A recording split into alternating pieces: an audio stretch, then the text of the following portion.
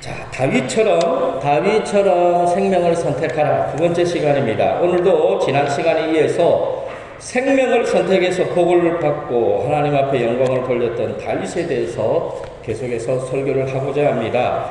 지난 시간에 다윗은 어떻게 생명을 선택했다고 했습니까? 우리 첫째로 우리 다 같이 한번 읽어봅니다. 다윗은 하나님을 향한 의협심으로 살았습니다. 다윗은 어렸을 적부터 하나님을 향한 의협심으로 가득했습니다. 왕이 되어서도 그 의협심은 변하지 않았어요. 그래서 하나님을 향한 의협심 때문에 10대 때는 골리앗과 맞서서 싸워서 이길 수 있었죠. 근데 솔직히 다윗이 이긴 게 아니죠. 하나님이 다윗이 편이 되어주셨고 힘이 되어주셨고 다윗을 이기도록 하신 겁니다. 둘째로 다 같이 읽습니다. 시작. 다윗은 하나님을 의지하고 하나님과 의논하는 삶을 살았습니다. 다윗은 무슨 일을 하든지 하나님을 의지했습니다. 하나님과 의논했습니다. 혹시 실수로 하나님과 의논하는 일을 잊어먹었을 때는 하나님 앞에 회개하고 다시 돌아와서 하나님과 의논하는 삶을 살았습니다. 그래서 다윗은 언제나 승승장구했어요. 물론 처음에는 패배할 수도 있고 처음에는 질 수도 있었습니다. 그러나 반드시 다윗은 승리했어요. 그래서 역전의 주인공이 다윗입니다. 셋째로 우리 다 같이 읽습니다. 시작. 다윗은 하나님을 더 사랑하는 삶을 살았습니다. 다윗은 오랜 시간을 사울 왕으로부터 도망 다녀야 했습니다. 시간이 지날수록 사람들은 다윗의 편을 드는 것이 아니고 사울 왕의 편을 듭니다. 다윗이 은혜를 베풀어 주었던 사람들조차도 다윗을 배신합니다. 그렇지만 다윗은 낙심하지 않았어요. 왜요? 다윗은 사람을 안 봅니다. 왜? 사람은 원래 그러니까. 사람은 좋을 때 좋지요. 안 좋을 때는 누구든지 배신을 합니다. 그래서 누군가가 나에게 상처를 주고 배신을 하면 상처받지 마요. 왜? 원래 그래요. 남편이 마음에 상처를 팍 주죠. 네, 저럴 줄 몰랐다. 슬피 울지 마세요. 원래 그런 남편이에요. 아내가 그러죠. 남편들이요, 너무 섭섭해하지 마십시오. 원래 그런 줄 알고 지금까지 사랑해오고 있지 않았습니까? 완벽한 남편, 완벽한 아내는 없어요. 다윗은 사람이 완전하지 않다는 사실을 알았습니다. 그래서 낙심하지 않았어요. 그럴수록 다윗은 하나님을 더 사랑했습니다. 언제나 하나님이 나의 힘이다. 하나님이 나의 요새다라고 고백하는 삶을 살았습니다. 무엇보다도 다윗은 절대절명의 순간에도 사람을 보지 않았어요. 사람을 보았으면 불평했지요. 언제나 하나님을 바라보고 하나님 앞에 감사했어요. 절대절명의 위기 순간에도 하나님 앞에 감사하며 낙헌 제를 드렸다라는 겁니다. 그때마다 하나님은 언제나 다윗의 힘이 되어 주셨습니다. 다윗을 구원하여 주셨습니다. 언제나 다윗을 승리하게 해 주셨습니다. 자, 그렇다면 오늘 이 시간에 다윗은 어떻게 생명을 선택했을까요? 다윗은 어떻게 생명을 선택했을까요? 넷째로 우리 다 같이 읽습니다. 시작. 다윗은 회개의 사람이었습니다. 사랑하는 성도 여러분, 다윗도 사람입니다. 다윗도 사람이에요. 다윗이 사람들에게 배신당할 때 그가 실망하지 않고 낙심하지 않을 수 있었던 것은 어떻게 보면 다윗은 자기 자신을 잘 알기 때문입니다. 왜? 나도 저럴 수 있다. 나도 저 사람과 별 다를 바 없다. 입장이 바뀌면 나는 그 사람보다 더하면 더했지. 내가 선하다고 말할 수 없다. 이 사실을 알았어요. 다윗도 완전할 수 없었어요. 다윗이 하나님 앞에 복을 받습니다. 하나님이 넘치도록 복을 주지요. 그래서 이스라엘 가운데 다윗이 다스리던 그때가 이스라엘이 가장 강력했습니다. 그러다 보니까 처음과 달리 다윗도 굳이 전쟁터에 나가지 않아도 되었어요. 이제 다윗은 더 이상 전쟁터의 긴장감에 시달리지 않아도 되었다라는 거죠. 그만큼 나라가 강력해졌다라는 겁니다. 그래서 다윗은 왕궁에서 낮잠 자다가 늦게 일어나는 경우가 많았습니다. 쉽게 말해서 나태해졌죠. 편안해졌습니다. 다윗과 같은 사람도 육신이 편안하니까 영적에 문제가 생기는 거예요. 인간은 똑같아요. 육신적으로 편안하면 영적으로 병이 듭니다. 100% 확실합니다. 저도 마찬가지예요. 제 통장에 100억이 들어있으면 제가 여기서 설교하고 있겠습니까? 하와이로 달려갔지. 인간은 똑같아요. 그런데 어느 날 다윗은요, 자신의 무료함을 달래기 위해서 자신의 왕궁의 옥상으로 올라갔습니다. 아마 찬바람을 맞아도 올라갔겠지요. 다윗은 아무 생각 없이 자기가 다스리는 나라를 한번 이렇게 쫙 훑어봅니다. 훑어보고 내려오면 되는데, 훑어보다가 위를 쳐다보면 좋겠는데 훑어보다가 아래를 딱 내려다보니까 우와, 기가 막힌 장면을 보게 됩니다. 저녁 나절에 아름다운 여인이 거시기 한 채 거시기 하고 있었던 겁니다. 성경을 보세요. 거시기가 무언지. 긴 머리카락을 풀어헤치고 거시기 하고 있었습니다. 사무엘하 11장 2절 다 같이 읽습니다. 시작. 저녁 때에 다윗이 그의 침상에서 일어나 왕궁 옥상에서 거닐다가 그곳에서 보니 한 여인이 목욕을 하는데 심히 아름다워 보이는지라. 여자가 목욕하는데 뭐가 아름답습니까? 눈에 콩깍지가 끼니까 아름다워 보이는 거죠. 그 마음에 죄가 가득하니까 아름다워 보이는 거예요. 이때 다윗은 어떻게 해야 됩니까? 요셉처럼 그 자리를 어떻게 해요? 피해야 됩니다. 그런데 다윗은 그 자리를 피하지 못했습니다. 저처럼 뻔히 쳐다봅니다. 마비된 사람처럼 피하지 않았습니다. 사랑하는 성도 여러분, 요셉은 어떻게 보디발 장군의 아내의 유혹을 이겼습니까? 유혹을 못 이겼어요. 요셉도. 남자는 여자의 유혹을 못 이깁니다. 그럼 요셉은 어떻게 했죠? 피해서 도망갔어요. 마찬가지입니다. 다윗도 그 자리를 피해서 도망가야 했습니다. 피하지 못했기 때문에 다윗은 죄를 짓고 맙니다. 그러므로 다윗과 같은 상황에 놓이게 되면 누구든지 피하는 것이 가장 최고 좋은 방법이에요. 유혹은 믿음으로 이기는 게 아닙니다. 유혹은 믿음으로 이기는 게 아니고 유혹은 그 자리를 피하는 거예요. 사랑하는 성도 여러분, 다윗은 보지 말아야 할 것을 보고 말았습니다. 피하지 않았습니다. 피하지 않았기 때문에 문제가 생겼습니다. 다윗은 자신의 마음을 통제할 수가 없었습니다. 밤마다 목욕하는 여자 생각 때문에 미칠 것만 같았어요. 그러면 하나님 앞에 기도하면 되죠. 그래서 다윗은 그 여자와 어떻게 했을까요? 동침하고 말았습니다. 다윗은 간음죄를 지었어요. 그것도 유부녀와 간음죄를 지었습니다. 처녀였다면 까짓건 내가 책임져 주지. 야, 니 내 아내 해라 하면 딱 될 건데 그러면 아무 문제 없어요. 또 왕이잖아. 왕이니까 처녀와 왕은 와이프를 2명, 3명, 4명, 5명 해도 아무런 흠이 되지 않으니까. 그런데 문제는 유부녀였어요. 유부녀와 간음죄를 지었습니다. 그런데 하필 그 여자가 임신을 했습니다.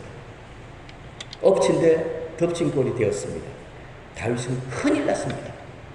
아마도 다윗은 그 여자가 처녀인 줄 알았을 겁니다.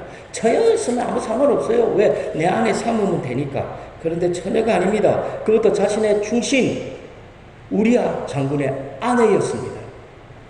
왕인 자신도 감당할 수 없는 일이 일어난 겁니다. 처녀였으면 아무 일이 없었을 텐데 유부녀입니다. 그것도 자신이 아끼는 우리야 장군의 아내입니다.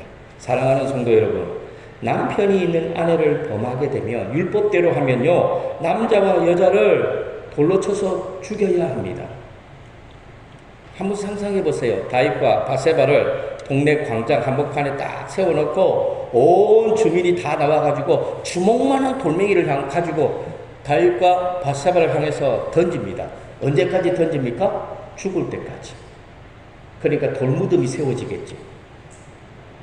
바세바가 임신만 하지 않았다면 그냥 하룻밤 불장난으로 끝날 수 있었습니다. 그런데 임신해버렸습니다. 빼도 박지도 못합니다. 그러자 다윗은 하나님이 주신 지혜를 엉뚱한 데 사용합니다. 이 일을 완전 범죄로 만들기로 머리를 쓰기 시작합니다. 다윗은 전쟁터에서 한창 싸우고 있는 우리아 장군을 불러들입니다. 그리고 임신한 바세바와 동침을 시키려고 합니다. 그러나 우리아 장군은 아내의 초소로 들어가지 않고 바로 전쟁터로 떠나려고 합니다. 우리아 장군은 자신의 동료와 부하들은 지금 전쟁터에서 싸우고 있는데 자기가 어떻게 아내와 동침할 수 있겠느냐? 이야, 대단한 사람 아닙니까? 이야, 이런 사람이 우리 교회에 넘쳐나야 됩니다. 그래서 집에 들어가지 않아요. 밖에서 오늘날 같으면 호텔이나 모텔이나 밖에서 숙식을 하고 전쟁터로 떠나려고 합니다. 진짜 멋있는 장군이죠. 그래서 다윗이 이 완전 범죄를 만들기 위해서 마지막으로 선택한 방법이 뭡니까? 이 우리야 장군을 전쟁터에서 죽이는 겁니다. 그것도 어떻게 해요? 합법적으로 죽이는 겁니다. 그래서 다윗은 이스라엘 군대의 총사령관이었던 요압 장군에게 편지를 써서 보내는데 그 편지를 누구의 손에 들려서 보냅니까? 우리야 장군의 손에 들려서 보냅니다. 그 편지의 내용이 뭐죠? 우리야 장군을 맹렬한 싸움에 앞장세우고 너희는 뒤로 물러나서 우리야 장군을 죽게 내버려 두라는 내용입니다. 사무엘하 11장 14절에서 15절 다 같이 읽습니다. 시작. 아침이 되매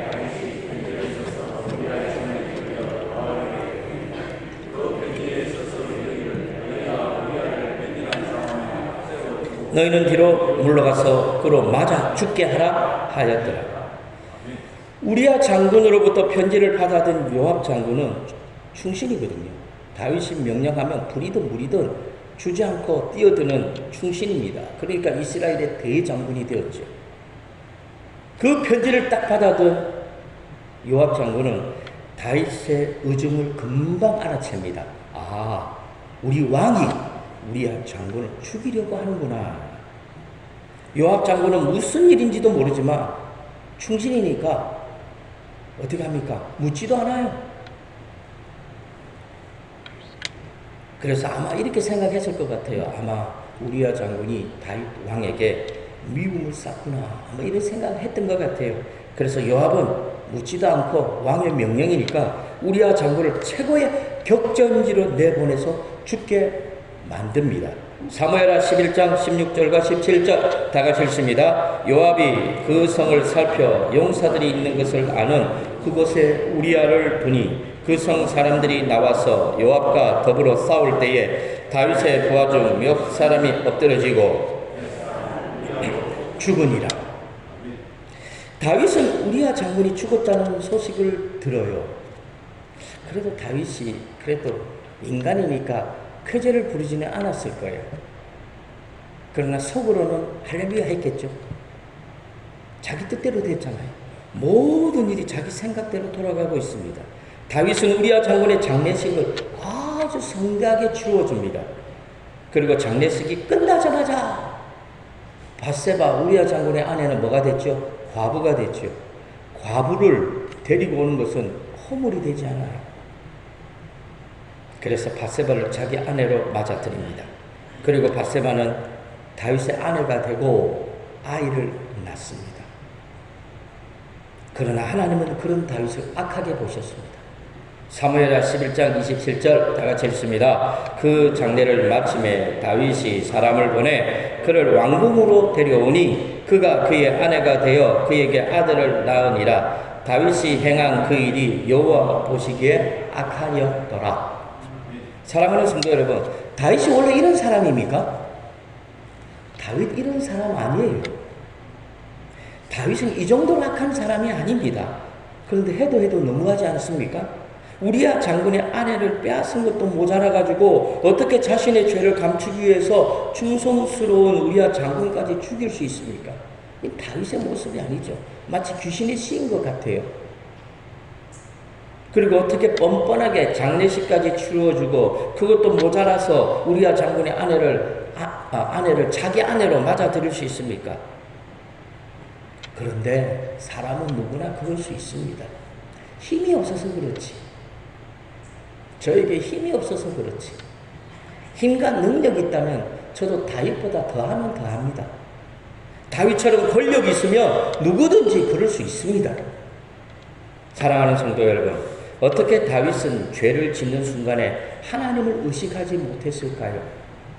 그렇게 하나님 중심적으로 살고 그렇게 하나님 앞에 기도하는 다윗인데 왜 죄를 지을 때는 하나님을 의식하지 못했습니까? 왜 하나님이 안 보이죠? 그런데 죄를 지으면요 누구든지 하나님이 안 보입니다. 죄를 한번 지어보세요. 하나님이 보이는가? 죄를 짓는 순간 그 사람은 어떻게 해서든지 그 죄를 감추기를 원하지요. 죄를 지으면요, 누구든지 하나님이 안 보여요. 자기밖에 안 보여요. 자기밖에. 다윗도 마찬가지입니다. 범죄하니까 하나님이 안 보입니다. 아담과 하와가 선악과를 따먹고 난 다음에 어떻게 되었죠? 하나님을 피해서 나무 뒤에 숨었습니다. 그전에는 숨지 않았죠. 하나님을 찾으러 다니고 하나님이 그렇게 좋을 수가 없었는데 범죄하고 나니까 하나님이 무서워서 나무 뒤에 숨었습니다. 숨는다고 숨어집니까? 그런데 죄를 지으면 그렇게 돼요. 죄가 그렇게 만든다라는 겁니다. 다윗도 마찬가지입니다. 범죄하니까 하나님이 안 보입니다. 죄가 다윗의 눈을 가려버렸습니다. 그러나 하나님은 다윗의 모든 죄를 다 보고 있었습니다. 하나님이 안 보는 것 같지만 그것은 어디까지나 다윗의 생각일 뿐입니다. 사랑하는 성도 여러분, 우리 하나님은 공평하신 하나님입니다. 무슨 말입니까? 우리 하나님은 다윗의 하나님이죠. 우리의 하나님이죠. 또한 우리아의 하나님입니다. 내가 누군가를 해코지하고 상처를 주고 아프게 하면 하나님이 가만히 있지 않아요. 왜? 그 하나님은 내 하나님이기도 하지만 나에게 상처받고 있는 이 친구의 하나님이기도 하기 때문에 우리 하나님은 가만히 있지 않아요. 그래서 우리 하나님은 공평하신 하나님입니다. 그래서 하나님은 나단 선지자를 다윗에게 보냅니다. 나단 선지자로 하여금 다윗의 죄가 드러나게 만듭니다.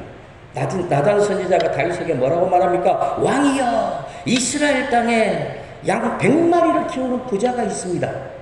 어느 날 이 부자의 집에 손님이 찾아왔습니다.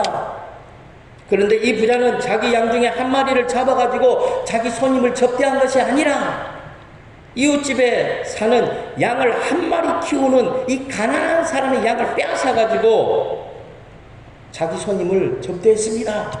그러자 다윗이 어떻게 합니까?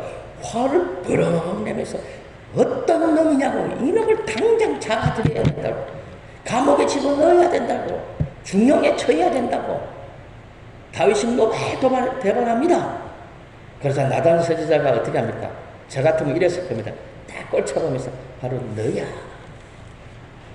바로 당신입니다.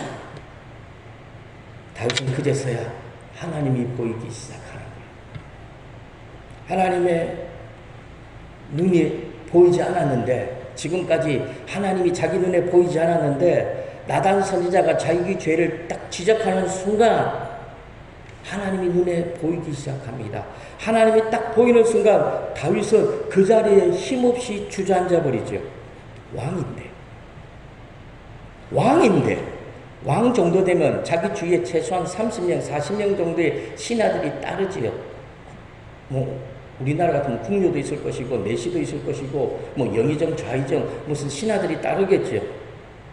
그런데 그런 신하들이 보는 앞에서 왕인데 나단 선지자의 지적 앞에, 나단 선지자 앞에 맥없이 주저앉습니다. 사시나무 떨듯이 떱니다. 나단 선지자가 마치 하나님인 것처럼 나단 선지자 앞에서 벌벌 떨고 웁니다. 어린아이처럼 웁니다. 울고 또 울고 뭐 하죠? 하나님 잘못했습니다.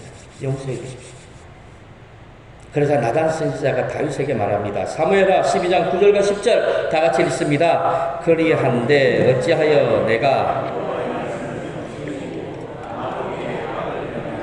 내가 칼로 햇사람 우리아를 치되 암몬 자손의 칼로 죽이고 그의 아내를 빼앗아 내 아내로 삼았도다. 이제 내가 나를 업신여기고 햇사람 우리아의 아내를 빼앗아 내 아내로 삼았은즉 칼이 내 집에서 영원토록 떠나지 아니하리라 하셨고.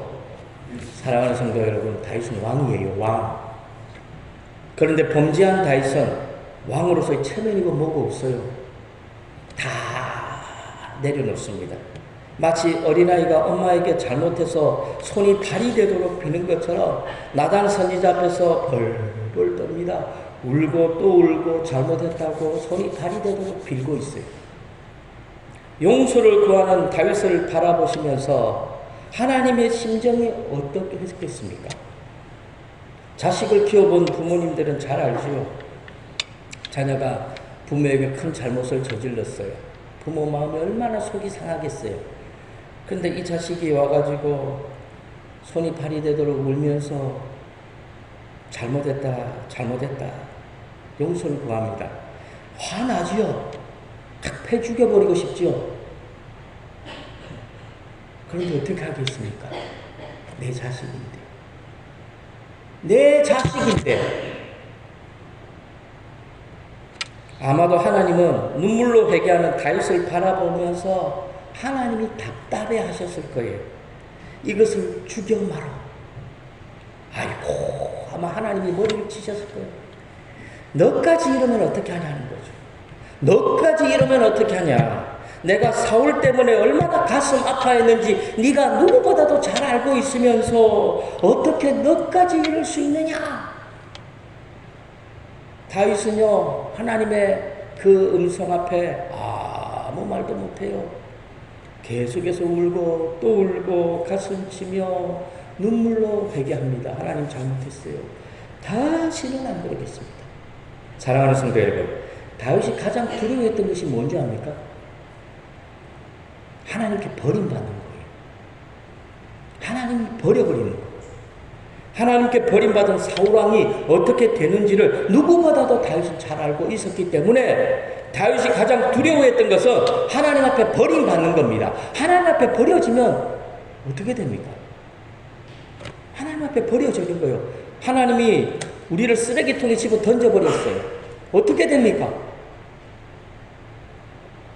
그래서 다윗은 하나님 앞에 버림받지 않기 위해서 간절히 눈물로 회개하고 기도하고 있습니다. 시편 51편 11절 다 같이 읽습니다. 나를 주 앞에서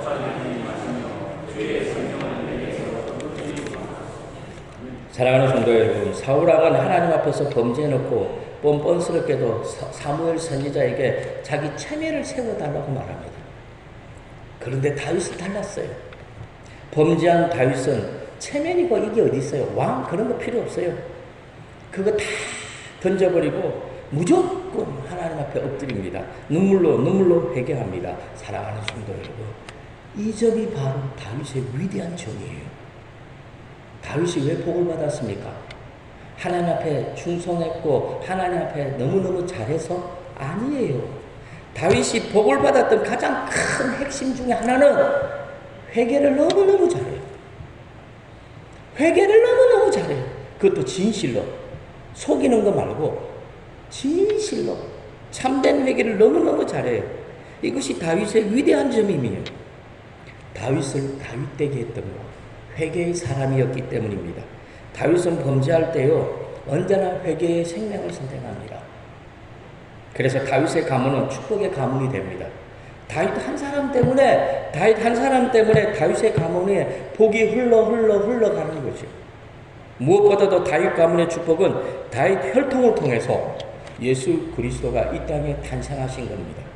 비록 다윗은 범죄했지만 회개의 생명을 선택하니까 하나님은 용서해 주실 뿐만 아니라 이 땅에서 최고의 명문 가문으로 만들어 주셨다라는 겁니다.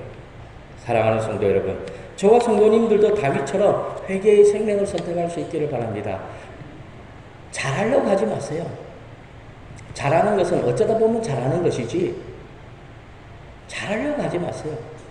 내가 할 수 있는 최선을 다하세요. 그리고 잘못했을 때 빨리 엎드리세요. 하나님 잘못했습니다. 그러면 다 되는 거예요. 하나님 앞에 범죄하는 것보다 더 악한 것이 뭔지 압니까? 범죄해놓고도 뻔뻔스럽게 회개하지 않는 거죠. 사울왕처럼 선지자님, 내 체면을 좀 세워줘요. 그래도 내가 왕이잖아요. 내가 잘못한 거 나도 아는데 그래도 나 왕이잖아요. 내 체면 좀 한번 세워주세요. 이런 뻔뻔스러운 이야기를 하면 안 된다는 거예요. 그럼 버림받아요.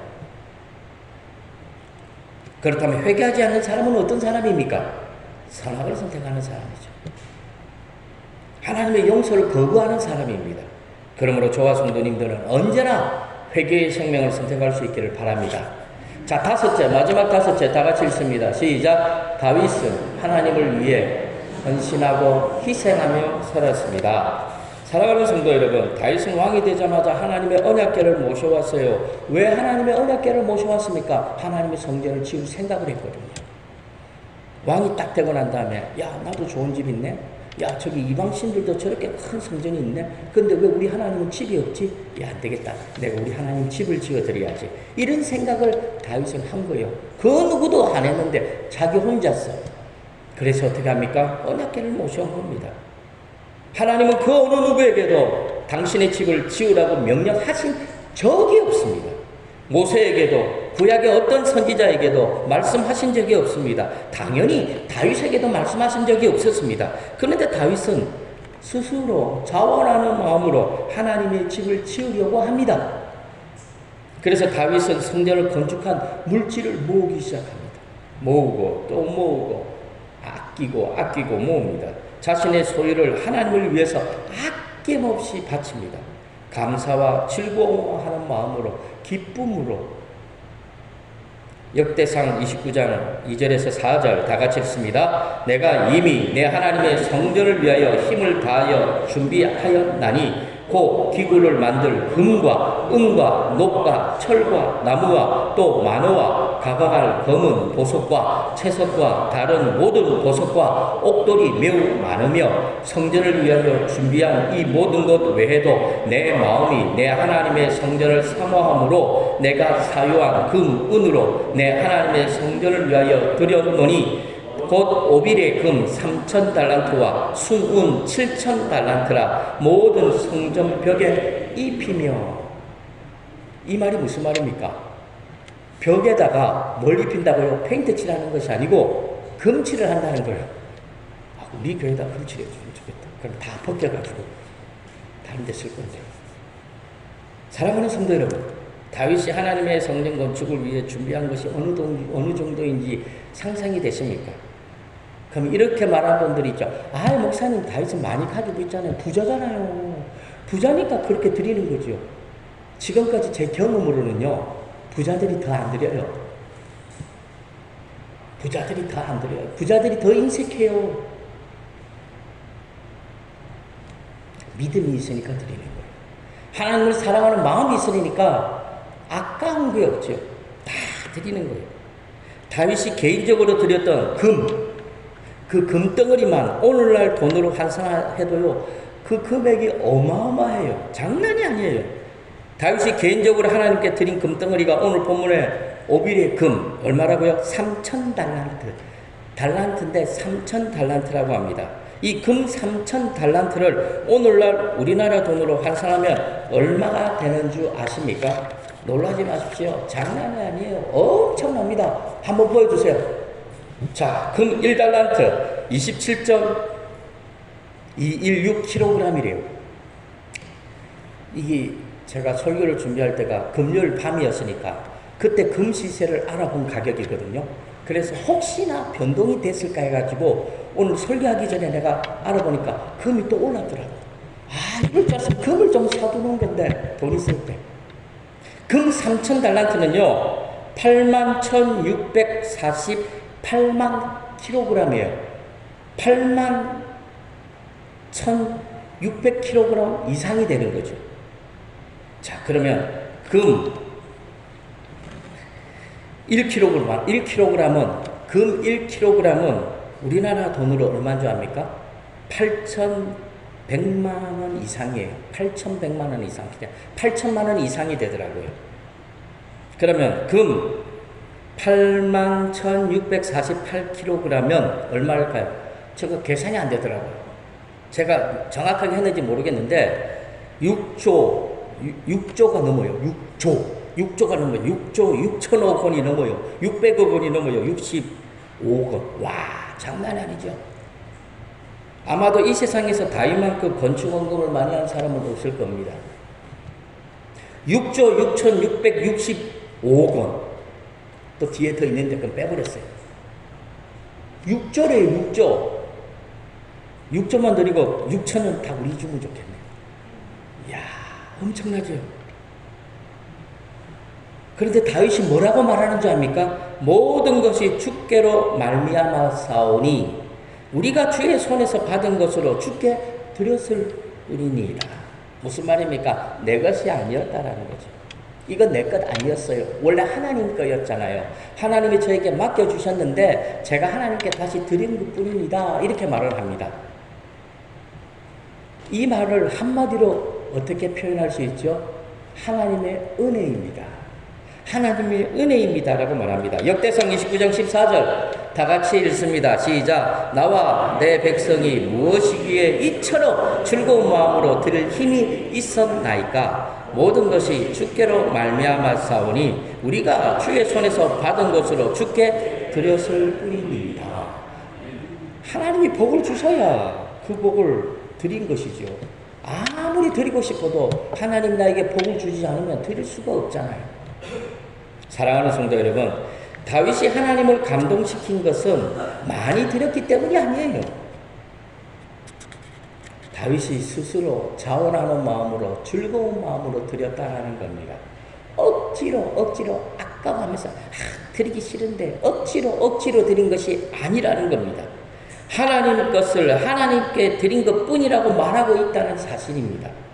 그래서 하나님은 비록 다윗이 범죄하고 회개했을 때도 하나님은 다윗을 용서해 주시고 가분할 정도로 다윗에게 복의 복을 쏟아 부어 주신 것입니다. 그러므로 저와 성도님들도 다윗처럼 하나님께 회개하고 또 헌신과 희생의 생명을 선택할 수 있기를 바랍니다. 우리 보고 6조의 금을 드리라는 게 아니에요. 마음을 드리라는 거예요. 최선을 다해서 드리라는 거죠. 누군가에게 5,000원짜리와 누군가에게 5,000원짜리 차이가 나겠죠. 재벌들에게 100만 원은 돈도 아니지만 가난한 사람들에게 100만 원은 벌벌 떨 정도로 큰 돈이에요. 그런데 가난한 자들이 그 100만 원을 하나님께 드린다는 것은 이거는 마음이 없이는 불가능한 거죠. 이 100만 원보다 하나님을 더 사랑하니까 드리는 거예요. 하나님이 원하는 것은 돈이 아니에요. 왜 그런 줄 아십니까? 하나님에게는 금덩어리나 돌덩어리나 똑같아요. 하나님이 금덩어리를 그래 받아서 뭐에 쓰겠어요? 하나님이 그 금덩어리를 가지고 뭐 아파트를 사겠어요? 비행기를 사겠어요? 자동차를 사겠어요? 하나님이 그게 뭐 필요하겠어요? 하나님이 원하는 건 뭘까요? 마음이에요. 마음. 드릴 수 있는 마음. 다윗이 그만큼 하나님께 드리니까 하나님이 그걸 다 모아가지고 어떻게 했는지 아세요? 그거를 전부 다 다윗의 후손들에게 다 쏟아 부어 던져주셨어요. 우리 부모님들도 마찬가지죠. 아들이 명절이 돼가지고 어디 옵니까? 고향에 오죠. 아버님, 어머니 하면서 용돈 드리고 뭐 드리고 드려요. 근데 그 돈이 고스란히 누구에게 돌아와요? 손자, 손녀에게 다시 돌아오잖아요. 그러므로 저와 성도님들은 다윗처럼 살아야 됩니다. 다윗처럼 범죄할 수 있겠지요. 회개하십시오. 다윗처럼 복을 누리십시오. 다윗처럼 회개하시고 헌신하시고 희생하셔서 다윗처럼 복을 누리고 그 복을 후손들에게 물려주는 축복의 통로자의 삶을 이 땅에서 살아갈 수 있기를 주님의 이름으로 간절히 축원합니다.